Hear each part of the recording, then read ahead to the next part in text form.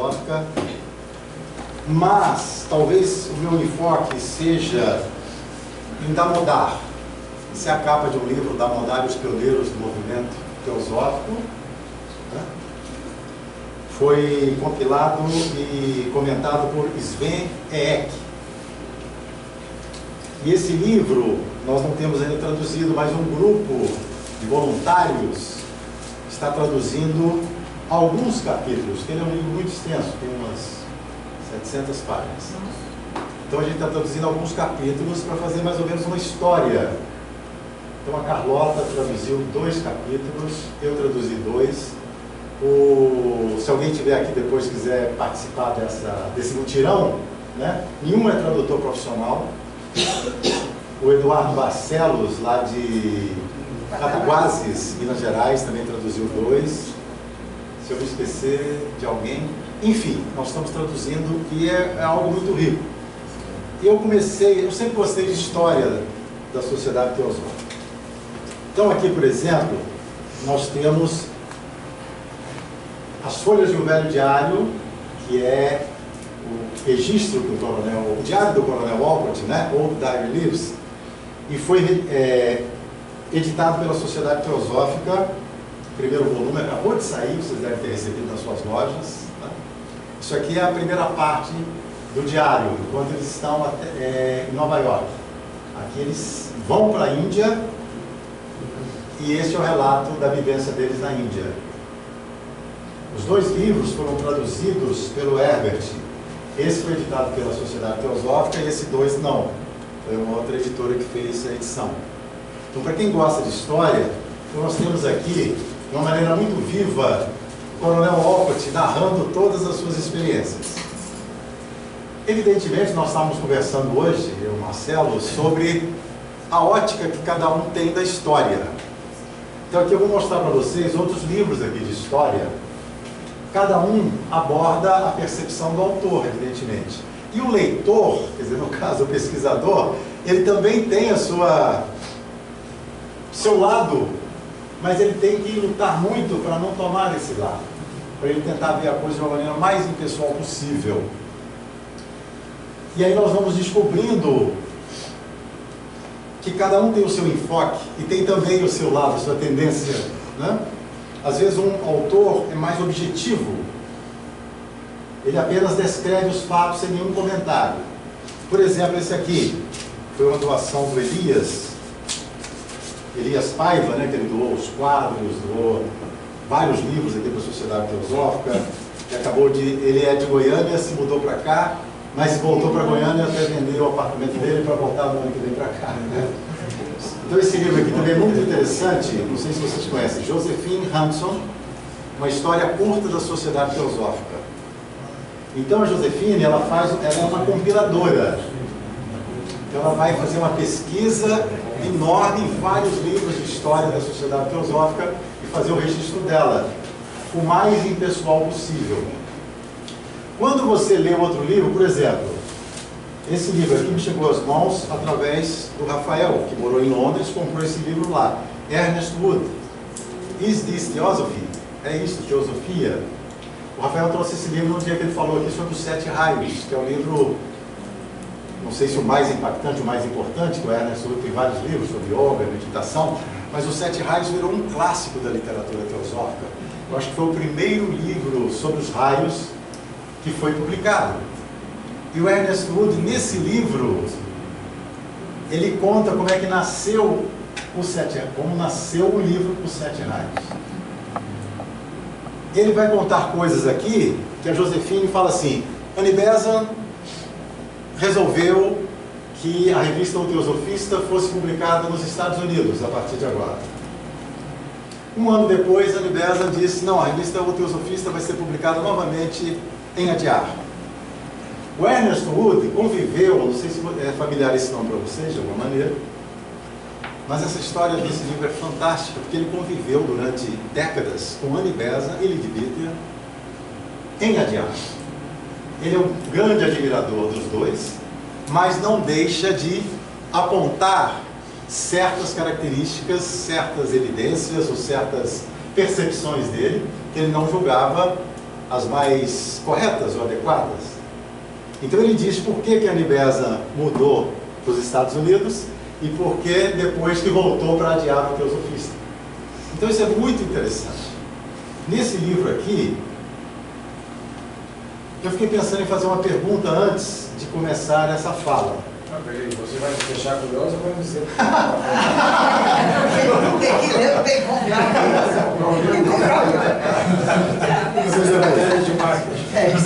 Nós estamos... A pergunta que eu fiquei pensando é a seguinte: existe alguém perfeito aqui? Evidentemente que pode haver, mas esse que é perfeito não vai falar. Mas se ele falar, ele não é perfeito. Exatamente. Quem sabe não diz, né? Quem diz não sabe. Então, quem for, fique calado. Não sei. Entenda que a história da sociedade teosófica foi escrita, estou dizendo escrita no sentido de vivida e construída por seres imperfeitos. Esse é o item número 1 que a gente tem que saber. Todos esses grandiosos líderes, escritores, trabalhadores, não é? Foram imperfeitos, fizeram coisas magníficas, mas em todos os livros você vai ver alguém falando que tinha um senão aqui. De todos, sem exceção. E você que lê, você vai ter que ter a sua percepção, como é que seu coração vai responder aquilo, e mesmo assim, a sua percepção pode ser equivocada. Quando você lê um outro livro, você vai ver, não era tanto assim como eu achei. Então nós precisamos de ter a sinceridade, que é uma das exigências, né, do caminho, e ao mesmo tempo a amorosidade, que é o desconto que a gente dá para as nossas falhas de percepção. Aí fica muito mais fácil, porque você errou, eu errei, todos nós erramos. Eu coloquei o William Judge aqui, porque ele foi o terceiro fundador da Sociedade Teosófica, junto com outros 14. Eu falo 14, Helena Blavatsky, Coronel Walker, que estão ali, né? E o Judge, que faz parte desse tripé, que ele continuou ao lado dos dois o tempo todo. Né? Mas houve alguns episódios, gente, assim, muito delicados dentro da Sociedade Teosófica. Eu acho que a maioria sabe isso. Né? Então nós temos a Helena Blavatsky, Coronel Walcott, Judge e outros, fundam a Sociedade Teosófica em 1875, editam Easy Sem Véu, depois vão para a Índia, né, em 78, 79, vão para Bombaim, depois encontram Adyar, encontram Subahal. Está saindo o livro do Subahal agora, né, os escritos esotéricos dele. Saiu já. Sim. E aí o que acontece? Eles vão encontrar Adyar, onde mora o Subahal, e foi um dos motivos deles terem ficado em Adyar, foi a presença desse grande Swami, ou esse grande estudioso, né, discípulo, né, que foi um discípulo, e ali ficaram. Depois de algum tempo, Blavatsky precisa sair da Índia, porque estouram certos escândalos, entre aspas, acusações de que ela forjava algumas cartas. E vai numa comissão da Sociedade de Pesquisas Psíquicas para Adyar, e a partir de um discurso que o Walcott faz inadvertidamente em Londres, isso é contado na história, né? Aí o pessoal dessas SSP vai para Adyar, e acontece aquele famoso relatório que só 100 anos depois a Sociedade de Pesquisas Psíquicas se desculpa, e é publicado um livro recentemente, né, mostrando aqui a evidência óbvia de todas aquelas cartas, a autenticidade delas, e que todas elas estão à disposição lá na Biblioteca de Londres. Né? Então esses momentos foram cruciais para a Sociedade Teosófica. Muita gente debandou da Sociedade Teosófica porque acreditou nessas alegações, né, da família, do casal Coulomb, dos jesuítas, etc, etc, etc. Então foi uma varredura tremenda na Sociedade Teosófica. Em todos esses acontecimentos, aqueles servidores leais ficaram ao lado da Blavatsky. Então isso foi fundamental. Aí vai acontecer também que Blavatsky tem que sair da Índia. Depois ela escreve, por que eu não volto à Índia? E ela sai profundamente magoada com toda aquela situação. Ela não pode se defender nos tribunais, digamos assim, porque ela tem o voto de silêncio. Então ela sai e vai, mas os mestres sempre procuram fazer do pior o melhor possível. E aí vai acontecer o quê? ela vai escrever a doutrina secreta na Europa. Então a Europa vai receber Blavatsky, né, uma Alemanha, Bélgica, Londres depois, e aí vai acontecer também uma coisa magnífica, olha só, depois que a doutrina secreta é editada, um grupo de pessoas se reúne em torno de Blavatsky toda quinta-feira à noite para fazer perguntas a Blavatsky sobre a doutrina secreta, principalmente cosmogênese. Aí o Otávio falou da importância, né, das gravações hoje, tudo se registra e disponibiliza. As pessoas, em 1889, tiveram a brilhante ideia de contratar taquígrafos para ficarem assim ao redor da sala, anotando tudo que a Blavatsky falava.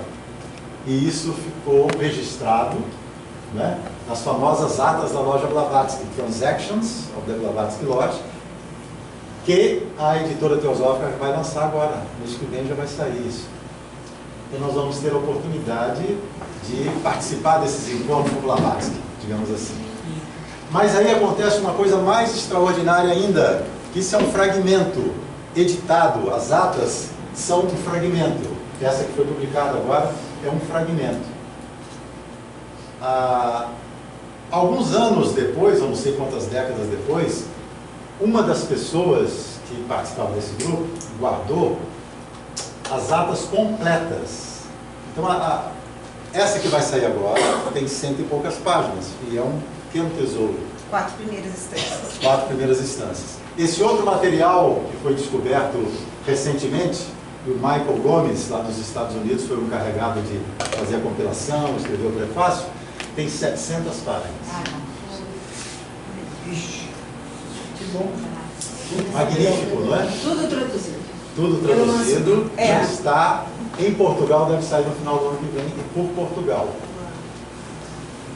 Eu traduzi, o Serginho Moraes também traduziu alguns capítulos, sim. E aí, gente, é a linguagem de Blavatsky batendo papo com aquelas pessoas, não tem cortes. Quando a pessoa está enchendo a paciência do Blavatsky, ela fala assim: pega o seu travesseiro e vai dormir, por favor. Fazendo essa pergunta de novo, será possível? Ela deixa o pessoal às vezes de saia curta. Assim. Então dá para dar uma risada no livro. Dá muito. Inclusive, às vezes tem o, entre parênteses, risos.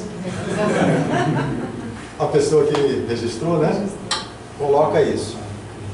Bom, eu estou pulando de um lado para o outro. Eu vou terminar falando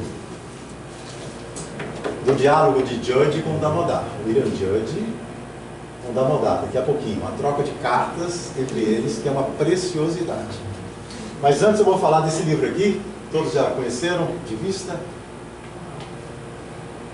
Esse é o livro do centenário, foi lançado agora em Brasília, né? E acredito que todas as lojas vão adquirir alguns exemplares, não sei quantos. Aqui tem os nomes de todos os membros da Sociedade Teosófica atualmente. Então, os nomes dos membros estão aqui, né? Tem um livro muito interessante e tem é uma edição bilíngue. Vocês viram de cabeça para baixo em inglês e aqui em português. Então, é uma oportunidade também do mundo conhecer a nossa história. Você esqueceu de dizer quem é que contou essa história. Quem contou essa história, eu participei dessa votação. A Graça foi a responsável pelas fotos. Não, mas quem contou foi você. Sim. Você se assume. É sua autoria. Porque é justamente por causa desse livro é que vieram os outros.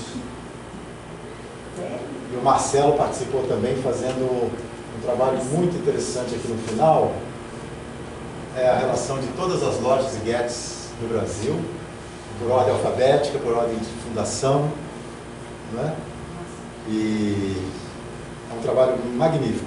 Então esse conjunto aqui, né, foi um livro muito bem diagramado, né, muito carinho, o Sérgio Moraes quis fazer com todo zelo. Enfim, é uma forma da gente conhecer a nossa história, se mergulhar na nossa história, né, desde Dario Veloso, o primeiro artigo dele, a primeira loja em Pelotas, enfim. Outro livro, gente, que me tocou muito, assim, depois que eu escrevi participei da escrita, da compilação desse livro, da pesquisa desse livro, eu não posso deixar de falar de um senhor chamado João Batista Brito Pinto, que foi presidente da Sociedade Teosófica aqui na década de 80. esse senhor fez uma pesquisa até 1946. A filha dele, Marília Pinto, que também é uma pesquisadora, e está aqui, a parte mais extensa do livro é ela que escreveu com os relatos dela de todas as experiências que ela teve, e é magnífico. E ela me passou essa apostila do pai dela até 1946. Então, essa apostila está sendo produzida. O Rafael fez uma capa muito bonita, nós mandamos digitar e vai virar livro. Um livro que está sendo feito voluntariamente também e vai ser distribuído também para todas as lojas de crédito do Brasil, para ter na sua biblioteca, para ficar guardadinho lá, quem quiser saber, né, daqui a 100 anos desses registros. Um bicentenário, né?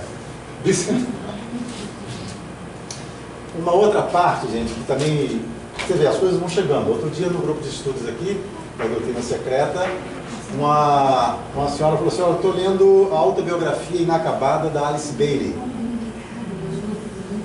E aí eu primeiro falei: não quero ler, não, tal, mas eu falei: não, pô, você está chegando assim, a história, eu quero pesquisar. Eu comecei a ler e gostei muito mesmo dessa história, tanto é que imediatamente eu já comprei a minha, porque eu não posso rabiscar aqui, né? Então eu comprei um e já chegou. E ela foi membro da Sociedade Teosófica, nunca deixou de ser membro da Sociedade Teosófica. Depois de uma certa época ela fundou a Escola Arcana, que foi o nome que a Helena Blavatsky queria dar para a seção esotérica da Sociedade Teosófica, Escola Arcana. Ela falou assim: então, em homenagem a Helena Blavatsky, eu vou dar o nome de Escola Arcana à escola dela. Então ela narra aqui as aventuras dela, né? E ela fez um grupo de estudos da doutrina secreta também. Ela estudou muito a doutrina secreta. Ela diz que nada do que ela viria a fazer ela conseguiria se não fosse os estudos da doutrina secreta. Então ela é muito leal a Blavatsky e ela recebeu auxílio de muitos discípulos de Helena Blavatsky. Ela narra todos eles aqui. Chegando aqui, gente, no Damodar, tem um capítulo que eu acho fascinante, que é a troca de cartas entre William Judge e Damodar. O Damodar Mavalankar conhece a Sociedade Teosófica em 1879. Ele chega à Sociedade Teosófica em Bombaim depois de ler Isis Sem Véu, de HPB. E quando ele vê os retratos dos mestres, ele verifica que um daqueles mestres é aquele ser com quem ele sonhava desde criança e que o salvou da morte algumas vezes, porque o Damodar era um menino muito raquítico, né? E que por várias vezes esteve prestes a morrer. E o mestre o salvou astralmente, né? Então, quando ele viu aquele retrato, ele se identificou imediatamente, se filiou à Sociedade Teosófica, um grande admirador de Blavatsky. Ele considerava Blavatsky mais do que uma mãe e via todo o valor espiritual dela. Para ele se filiar à Sociedade Teosófica e seguir o caminho dele, ele era de uma casta brahmani, né, os pais dele. Ele precisava abdicar da casta para poder se filiar a ST e seguir o caminho dele do discipulado. E ele fez isso.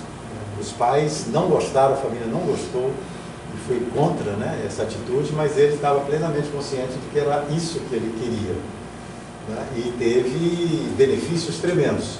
Ele ajudou muito a Sociedade Teosófica nesses momentos de crise, dessas crises todas desse período, né?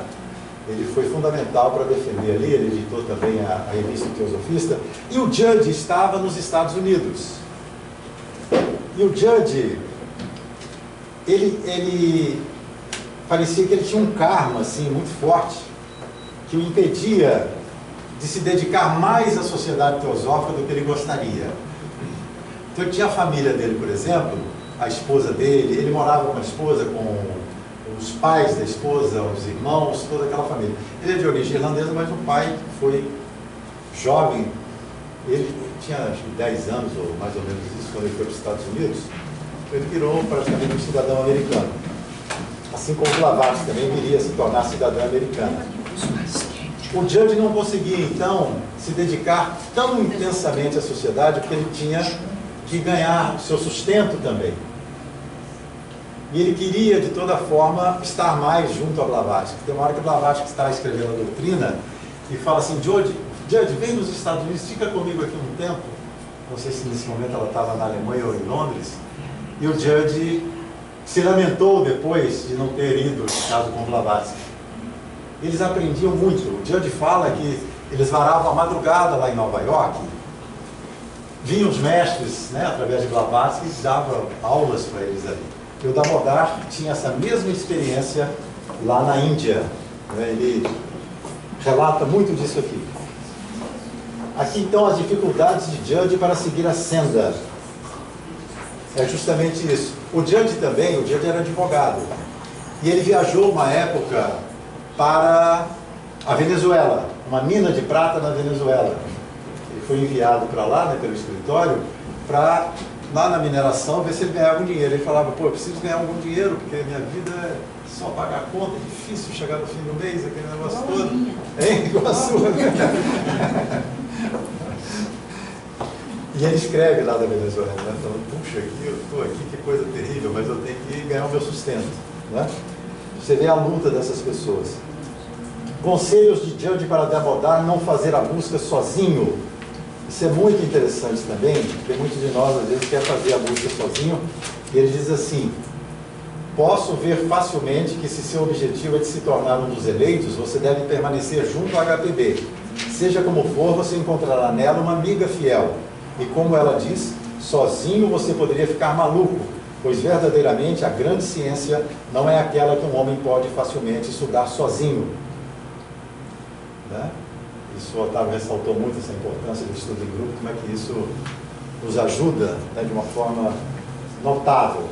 Outra coisa, gente, aqui logo na página 17, a paciência, a importância da paciência no nosso caminho. Assim, você não deveria ser impaciente, que às vezes o Damodar era impaciente, que ele queria logo ir para o Tibete, encontrar os mestres, aquela coisa toda, né?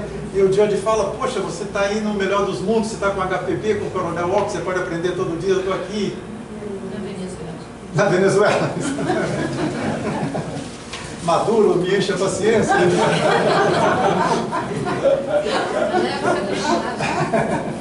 Aí, gente, assim você não deveria ser paciente. Você pode querer correr antes de poder caminhar, e pode caminhar antes que tenha aprendido a rastejar. Meu caro irmão, você está progredindo lentamente, e principalmente de forma segura. Olha esse recado, vê se cabe para algum de nós, eu para todos nós. Não fique ansioso, eu lhe imploro, pois isso desperta a oposição. Como você sabe, Isis está sentada com o dedo nos lábios. Isso significa silêncio. E no grande e silencioso mundo espiritual, o som é ouvido. Suas ansiedades batem muito fortemente sobre o gongo, e em resposta ao som, a terrível oposição levanta sua cabeça pronto para impedir. Não é? Então, na nossa busca, é uma grande lição, não é? A gente ter paciência. Isso aqui me remeteu a uma outra pessoa que está nesse livro, que é o Franz Hartmann, que é um alemão que fez parte da sociedade também, né? Tem vários livros, e a Carlota também traduziu esse capítulo. Tem uma frase que eu não me esqueci mais. Numa das cartas, o mestre fala para o Franz Hartmann: nunca procure o chelado, deixe que o chelado desça sobre sua cabeça. Eu acho que quando ele desce, você está preparado. Se você busca, a ansiedade te atrapalha, você não sabe se está preparado. Você quer o eu que quer, aquela coisa de querer, você está preparado? Você não sabe. Quando você está, a porta se apresenta, o trabalho se apresenta, o mestre aparece, e o mestre pode ser de várias maneiras, não é? Então as coisas sempre chegam. Agora, quando chegar, a gente precisa ter o discernimento para abraçar, não é isso? Reconhecer e ver que nós temos condição de exercer aquele trabalho que se apresentou para nós, senão ele não se apresentaria, não é? O Damodar também relata muitos casos de encontros que ele teve com os mestres, ou no plano astral, ou pessoalmente. Tem uma hora que ele fala sobre o Ceilão, que ele vê o mestre lá no Ceilão, ele também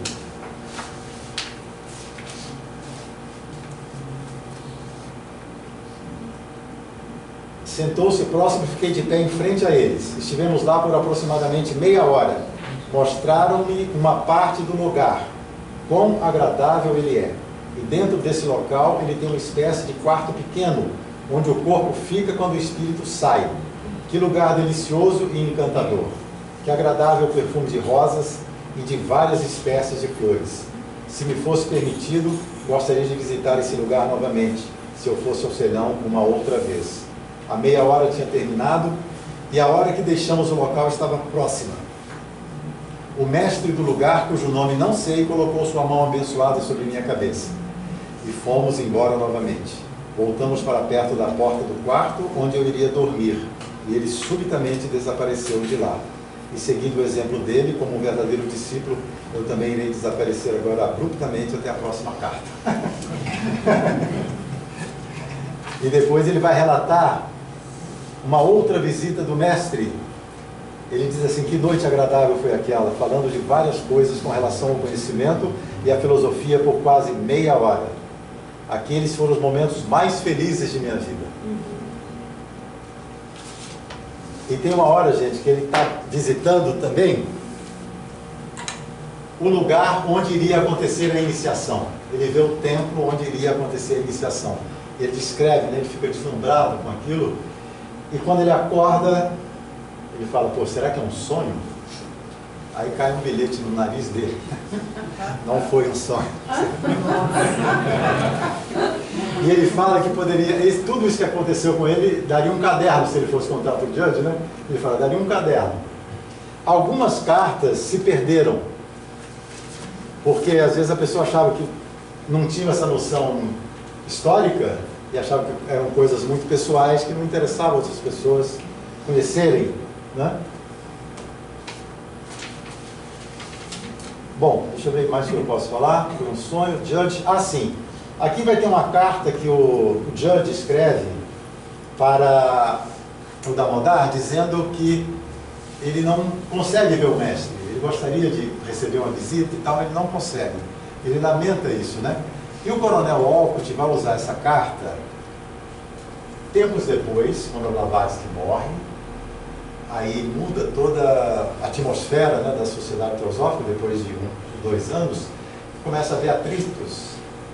E o Judge é acusado de forjar uma carta. O Judge disse que recebeu uma carta por algum motivo, e disseram que seria falsa essa carta. E o Coronel Olcott e Annie Besant fazem um fogo cruzado contra ele, principalmente a Annie Besant, né? E conseguem que o Judge se afaste da Sociedade Teosófica e crie a Sociedade Teosófica na América, a Sociedade Point Loma, né? Que fez um trabalho gigantesco nos Estados Unidos de difusão da teosofia e durante as décadas seguintes editaram muitos e muitos livros de Helena Blavatsky e principalmente os Collected Writings, que são 14 volumes de todos os escritos da Blavatsky, que foi feito, compilado por Boris Dezirkov. E, evidentemente, que a Adyar colaborou, abrindo todos os arquivos, e isso é uma obra gigantesca, magnífica. Tem um site em espanhol, que tem uns 10 desses volumes Collect Writings traduzidos em espanhol. Tem todas as obras de Blavatsky nesse site, é uma coisa monumental. Até eu mandei para a Graça, mas a Graça não está aqui, né? Para ver se ela coloca no site da Sociedade Teosófica, né? Que é uma fonte de pesquisa magnífica. Mas aí eu vou pular para o Coronel Olcott. Então, nós paramos nesse ponto. O Coronel Olcott acusa, e a Annie Besant acusa o Judge dessa carta, né? O Coronel usa essa carta do Judge para o Damodar. E aqui, gente, no material do Coronel Olcott, tem uma membro da Sociedade Teosófica chamada Laura Howley. Vocês devem ter ouvido falar, né? Laura Howley, Morini, eles escreveram também um livro. E a Laura Howley, nessa época, nós estamos falando de 1906, ela relata um encontro que ela teve com o Coronel Olcott em Nova York. O Coronel estava muito triste, muito deprimido, ele morreria no ano seguinte, né? E ele queria ir para os Estados Unidos ver uma irmã dele, que ele amava essa irmã. E ele contactou, mandou um e-mail para Laura Holloway, né? Gostaria de te ver. WhatsApp. WhatsApp. E eles se encontraram.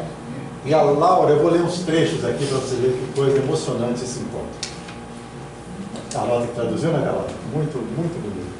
Laura Holloway escreve. Acredito, aqui estou a citação da Laura, tá? Acredito que ele, Olcott, foi totalmente sincero em atribuir sua depressão de espírito, a sua tristeza por essa querida irmã, a irmã dele, mas minha simpatia por ele era genuína demais para admitir auto-engano.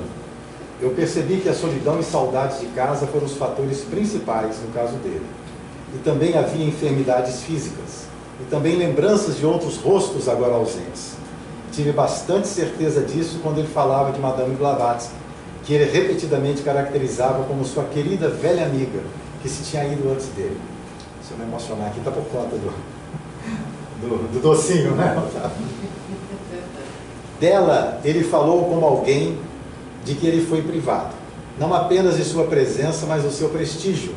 Ele sentia muita falta de ambos, estava ficando cada vez mais consciente de que uma grande força havia sido tirada de sua vida e o poder motriz removido do trabalho que ele estava continuando sem ela. Consciente também de que sua influência estava partindo, se é que já não havia partido. Abre aspas. Meu sentido de perda, a magnitude disso, disse o coronel, percebo cada vez mais ao observar a tendência dos eventos na Sociedade Teosófica desde a morte dela. Sou o presidente fundador, porém outros trabalhadores mais jovens estão no controle de seus assuntos. Isto está certo como deveria ser, porém a poderosa mentalidade de HPB não está aqui para guiar e estabilizar, e sua personalidade é perdida cada vez mais. Eu também breve partirei, e daí todas as antigas influências que circundavam a sociedade serão removidas. Isso acabou o coronel falando, agora volta a Laura. Subitamente me ocorreu falar dos outros companheiros capazes e fiéis que tinham trabalhado com HPB e com ele desde o início da sociedade. E não resisti ao impulso de dizer a ele: e você não mais ouviu falar daquele devotado co-trabalhador dela e seu, para com quem após a morte dela você foi hostil?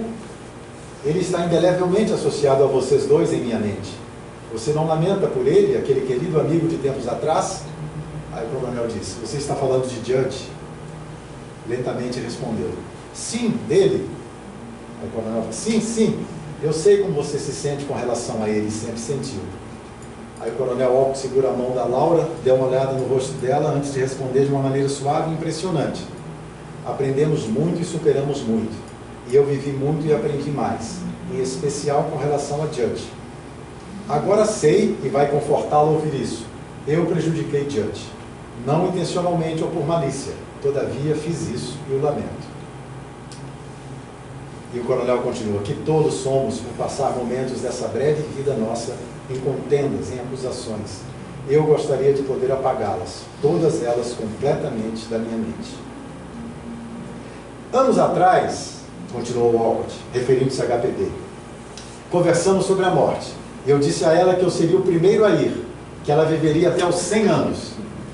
Um pouco depois ele continuou: nós concordamos com uma palavra que deveria ser dita por quem fosse primeiro. E é estranho dizer, eu tinha quase esquecido esse pacto entre nós. Relembro agora perfeitamente o acordo. Fico imaginando se ela o esqueceu no seu presente estado. A Laura Holloway respondeu: qual foi a palavra que você e a HPB combinaram para o pacto entre vocês? Eu não sei. Porém, a palavra que vejo sobre você, Olcott, cercando você por todos os lados, é: venha. Aí o coronel Olcott ficou em pé e se manifestou mais surpresa do que satisfação com essa declaração. E disse assim: essa é a palavra, é a palavra. Ele exclamou: você acha que significa que eu vou morrer? Aí um ano depois, não é, o coronel Olcott desencarna. Eu acho que com essa homenagem eu posso ficar, não é, com esse momento tão bonito, tão emocionante. Não sei se emocionou vocês, mas esse diálogo me tocou profundamente. Eu acho que é uma lição para todos nós, né? Tem tantas coisinhas entre um e outro. que ao longo da caminhada a gente deve deixar tudo de lado, né? Porque o mais importante é o trabalho que cada um pode fazer pela sociedade. Cada um de nós tem alguma coisa a fazer, senão não estaremos aqui. Certo, Otávio? Isso mesmo. Namastê.